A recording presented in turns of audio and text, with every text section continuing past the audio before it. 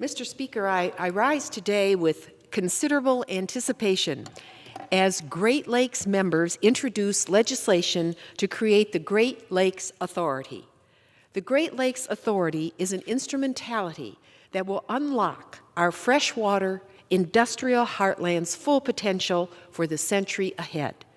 The Midwest communities our members represent are home to people who make, build, and grow that which makes, builds, and grows America. For decades, however, our region has borne the brunt of job losses associated with disastrous trade policies, underinvestment, and deindustrialization. Since the passage of NAFTA in 1993, China's entrance into the World Trade Organization in 2001, and CAFTA's passage in 2005, over 91,000 factories have closed across our country. Nearly 5 million good-paying jobs have been lost, and our region has been very hard hit and is clawing its way back. But our workers and their families in Ohio, Minnesota, Wisconsin, Illinois, Indiana, Michigan, Pennsylvania, and New York in the Great Lakes watershed have suffered enormously as middle-class jobs evaporated. The tragedy does not end there. Local governments have been left to scramble as declining revenues led to the collapse of their budgets and the accrual of crushing bonded indebtedness. The size and scope of these accumulated economic challenges are too much for any one city or county or indeed state to overcome alone. Places like Toledo, Ohio, Lorain, Detroit, Buffalo, Flint, Rochester, all the towns along the old Erie Canal struggle to recover from the outsourcing of manufacturing jobs to penny-wage countries. Chicago, Cleveland, Erie, Pennsylvania, alone are limited in their ability to halt climate change and reverse its increasing effects on their shorelines and neighborhoods.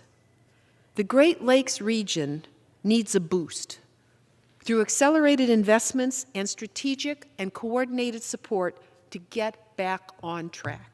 Last year, President Biden and congressional Democrats accomplished what many had tried but failed to do, and that is pass an historic investment in jobs and infrastructure. That is step one.